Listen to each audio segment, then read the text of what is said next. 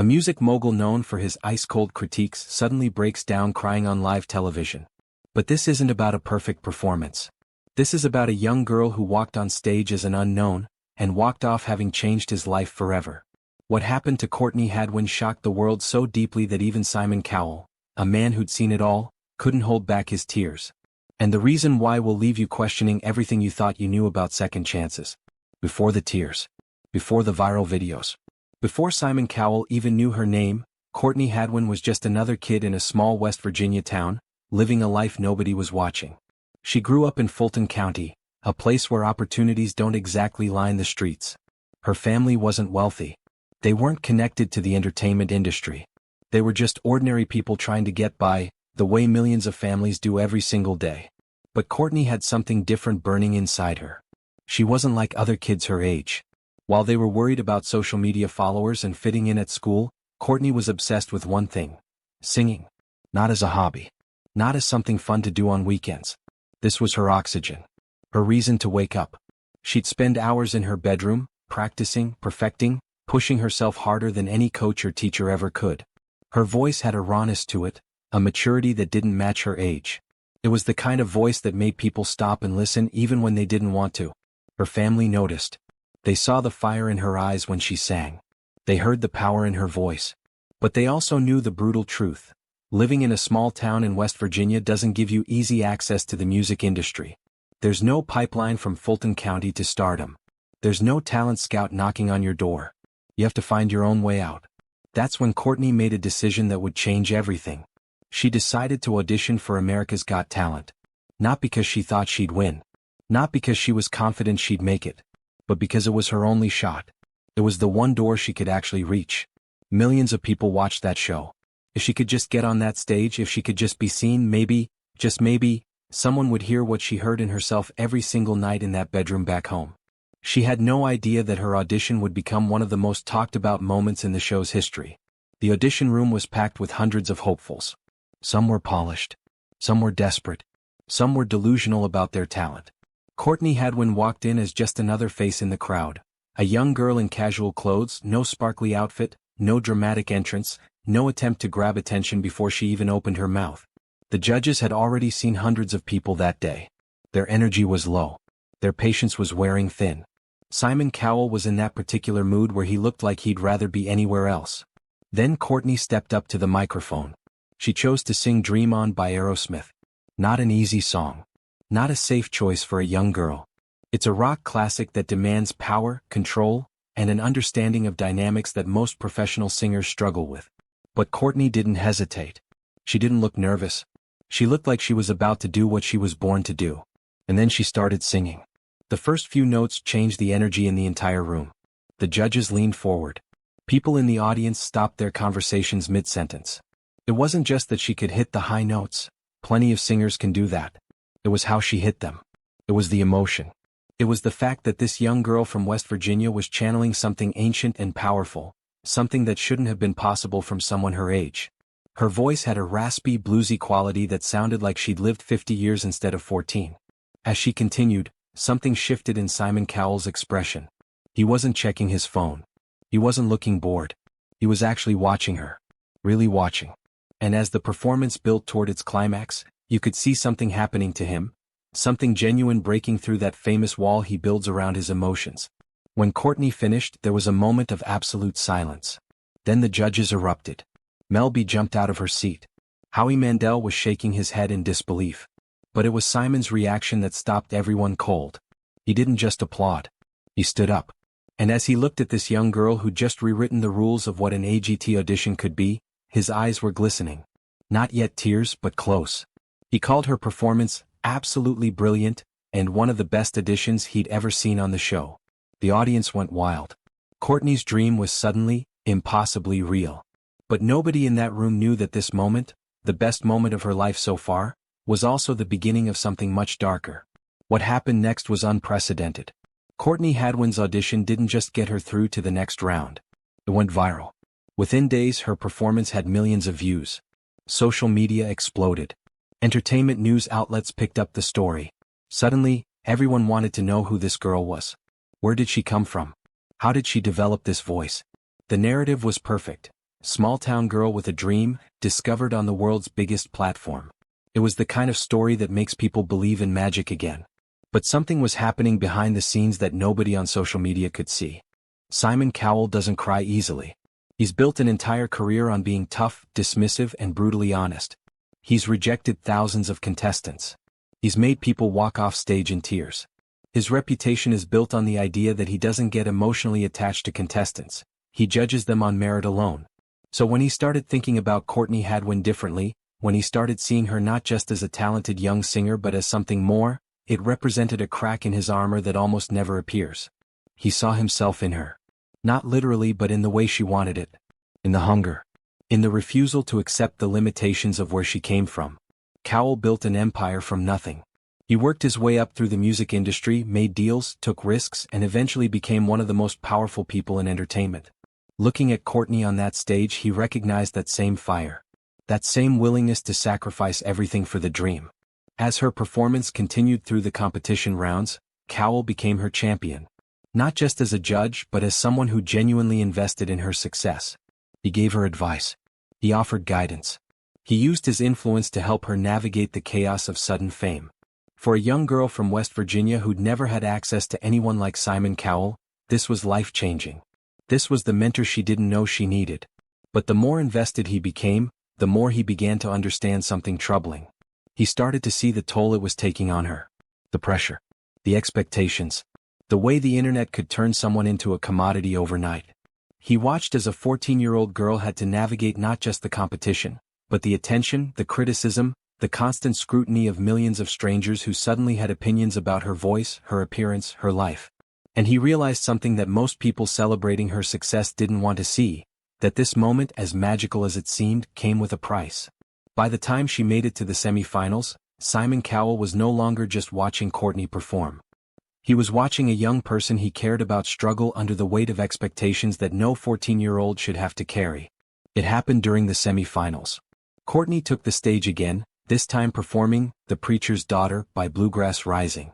It was a different choice from "Dream On," more intimate, more vulnerable, more personal.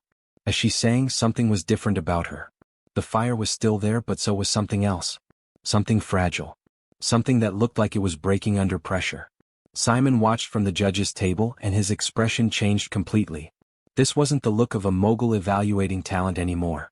This was the look of someone watching a person he cared about suffer. As Courtney sang about struggles and faith and holding on, Simon's eyes started to water. At first he tried to hide it. He looked down. He shifted in his seat. But the more she sang, the more he couldn't maintain the facade. By the time she finished, tears were streaming down his face. The audience gasped. People in the crowd started filming immediately. This was unprecedented. Simon Cowell doesn't cry. Simon Cowell maintains his composure. Simon Cowell is the untouchable judge who can dismiss anyone without flinching. But there he was, openly weeping in front of thousands of people and millions of viewers at home. When he spoke, his voice was shaking. He didn't give her a typical critique.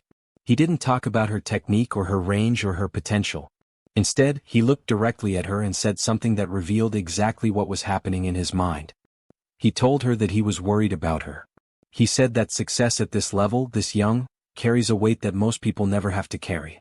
He talked about the responsibility of fame and the isolation that comes with it. And then he said something that shocked everyone. He expressed concern about whether this was really what she wanted, or what everyone else wanted for her. It was a moment of raw honesty from someone who rarely allows himself to be vulnerable. But the most shocking part came later, when cameras caught him backstage. He was still visibly emotional.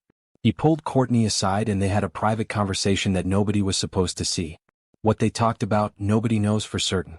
But based on what happened next, it's clear that Simon said something that mattered deeply. Whatever advice he gave her, whatever wisdom he tried to pass on, it was the words of someone who'd learned through his own experience what success really costs. The internet went crazy. Simon Cowell cries trended worldwide. People debated what it meant. Some thought it was genuine emotion. Some thought it was calculated for TV. But those who knew Simon best understood the truth. He was mourning the loss of innocence he was watching happen in real time. He couldn't stop it.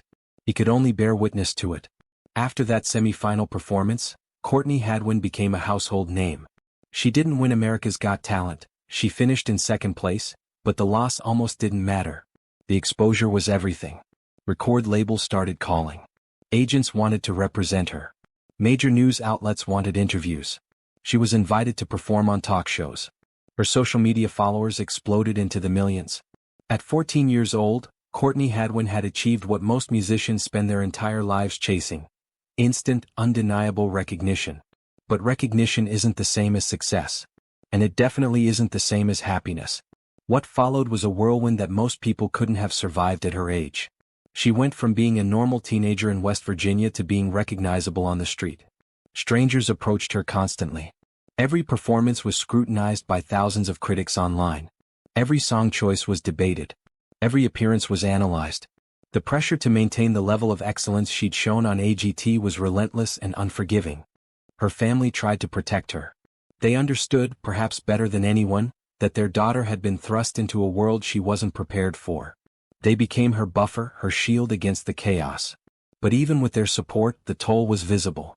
Courtney had to grow up faster than any teenager should. She had to learn how to handle rejection, criticism, and the fickle nature of public opinion all at once. The industry moved quickly. Producers wanted to mold her. Record labels had ideas about what kind of artist she should become. Everyone had opinions about her image, her sound, her direction. Suddenly, the raw, authentic voice that had captivated Simon Cowell was being shaped and refined and sometimes compromised by people who saw her as a commodity rather than a person.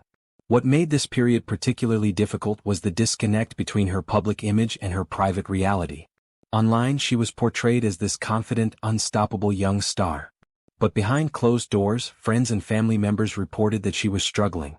The perfectionism that had driven her to practice for hours in her bedroom now became a source of anxiety. She wasn't just trying to be good anymore, she was trying to live up to impossible expectations. Simon Cowell watched this unfold, and the weight of it seemed to grow heavier on him.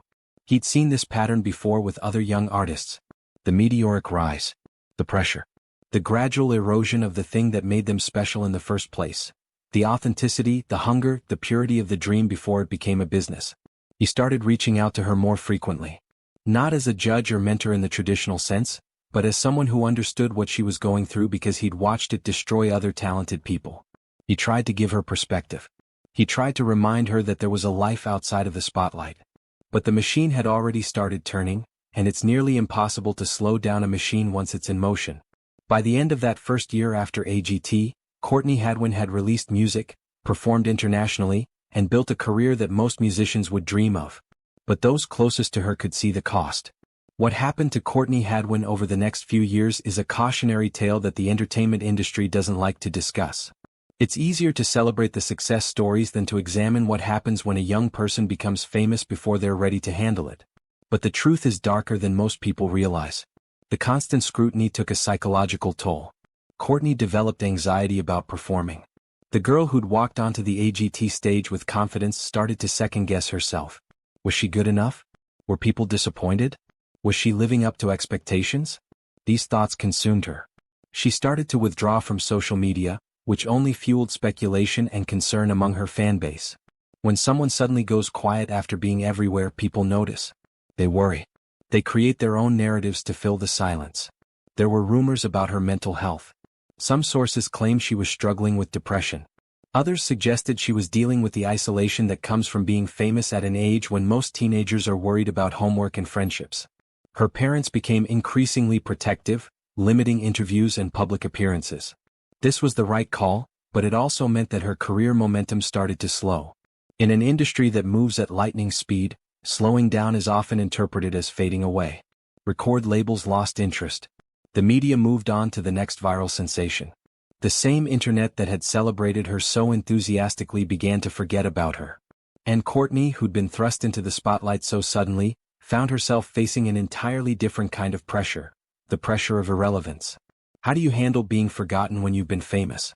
How do you go back to being a normal teenager when millions of people have watched your every move? There's also a financial reality that nobody talks about. Young performers don't always understand contracts. They don't know how much money is really being made from their work, or where it's going. Sometimes the people around them, managers, producers, label executives, take advantage of that innocence. Courtney's family fought to protect her interests, but the business side of entertainment is brutal and complex. What seemed like a life-changing opportunity sometimes became a source of conflict and frustration. Simon Cowell saw all of this happening. He'd been in the industry long enough to recognize the patterns. He'd made his own mistakes, faced his own pressures, and learned painful lessons about success and its costs. What he was watching unfold with Courtney wasn't just a career trajectory, it was a young person being chewed up by a machine that doesn't care about individuals, only about profit and ratings. And that's when something shifted in how he talked about her publicly. His tone changed. When he mentioned Courtney in interviews, it wasn't celebratory anymore. It was protective. Almost mournful.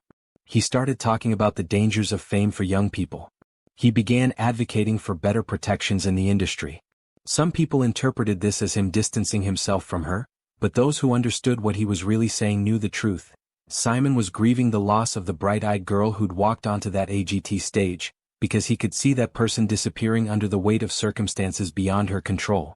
By 2020, Courtney Hadwin had largely disappeared from public view. She was no longer posting regularly on social media. There were no new music releases. She wasn't performing at major events. The girl who'd been everywhere just a few years earlier was now nowhere. And the internet had theories. Some people thought she'd quit music entirely. Others believed she was struggling with serious personal issues. A few even speculated that something tragic had happened to her. The truth, when it finally emerged, was both simpler and more complex than anyone expected. Courtney had stepped back intentionally. She'd made a conscious decision to reclaim her life from the machine that had consumed it. With the support of her family and, according to reports, with guidance from people like Simon Cowell who understood what she was going through, she'd chosen to prioritize her mental health and her education over her career. She went back to a more normal life. She focused on being a teenager. She attended school. She spent time with her family. She got away from the constant pressure and scrutiny. This decision, while healthy, came with its own cost. In an industry built on momentum, stepping away means you might never be able to step back in the same way. Record labels move on. Fans move on. The window of opportunity that seems so wide open can close surprisingly fast. Courtney understood this. Her family understood this. But they decided that her well-being was more important than her career trajectory. What's remarkable is that Simon Cowell supported this decision. He didn't pressure her to keep working. He didn't try to convince her to capitalize on her fame while she still had it. Instead, he respected her choice. In private conversations that have been referenced in interviews, he told her that taking time for herself was the right call. That success means nothing if you lose yourself in the process. That some opportunities will come around again, but you only get one shot at being young and healthy and sane. Over the years, Courtney has slowly, carefully returned to music on her own terms. She's released new material but not constantly. She's performed but selectively. She's maintained a presence on social media, but in a way that feels controlled and authentic rather than desperate or performative. She's essentially rebuilt her career from the ground up, this time with boundaries and protections that she didn't have before. She's also become an advocate for young performers. She's spoken publicly about the dangers of early fame. She's talked about mental health. She's used her platform, which is smaller now but more authentic, to help other young artists understand what they might be getting into. In some ways, her story became more powerful after she stepped away than it was when she was everywhere. But the experience changed her fundamentally. The girl who'd walked onto that AGT stage full of dreams and innocence would never be the same. Fame had marked her. It had taught her lessons about the world that most teenagers never have to learn. And while she survived it, which is more than can be said for many young performers, survival isn't the same as thriving. In interviews since that emotional moment on AGT, Simon Cowell has been remarkably guarded when discussing Courtney Hadwin. He doesn't shy away from talking about her talent. He still calls her one of the best young vocalists he's ever heard. But when the conversation turns to what happened after the audition, when it touches on the darker aspects of her experience, something shifts in his demeanor. He becomes quieter, more careful with his words. Sometimes he gets emotional again. This isn't because he's hiding something sinister. It's because he's carrying guilt. Simon Cowell has said publicly that watching Courtney's story unfold made him rethink his entire approach to the entertainment industry. He began questioning whether platforms like America's Got Talent were doing young people a service or a disservice. He wondered if he, as someone with enormous power and influence, had a responsibility to protect contestants rather than just judge them.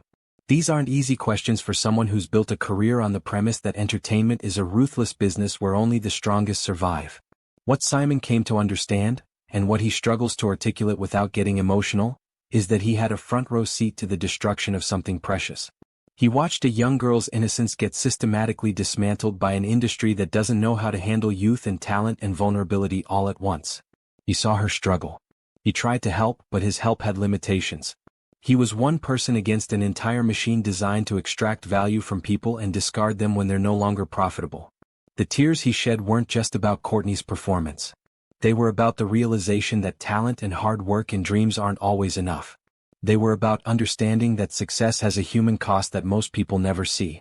They were about the helplessness of watching someone you care about get hurt by a system you're part of and can't escape. Since then, Simon has become a quieter advocate for change. He's been less flashy, less focused on ratings and drama, more concerned with actually developing young talent responsibly. Some people have noticed this shift in his judging style. He's gentler with young contestants now. He's more protective. He asks different questions. He seems genuinely concerned with their well-being in a way that wasn't as apparent before. But there's something else that Simon has never fully articulated publicly, something that only those closest to him seem to understand. He sees Courtney's story as a mirror, not just of what can go wrong in the industry but of his own choices over the decades. All the contestants he's rejected harshly. All the young people he's pushed. All the times he prioritized the show over the person. It's not that he regrets being tough, he still believes in honesty and high standards. But he regrets not recognizing sooner that there's a difference between pushing someone to be better and breaking them under the weight of impossible expectations. When Courtney Hadwin walked onto that AGT stage, she gave Simon Cowell a gift he didn't know he needed, a wake-up call. Her talent showed him what was possible. Her struggle showed him what the cost could be. And her decision to step back showed him that sometimes the bravest thing an artist can do is walk away from the spotlight. The tears he shed weren't just sadness. They were recognition. They were understanding. They were the moment when one of the most powerful men in entertainment realized that power doesn't mean you can protect the people you care about from the systems that consume them.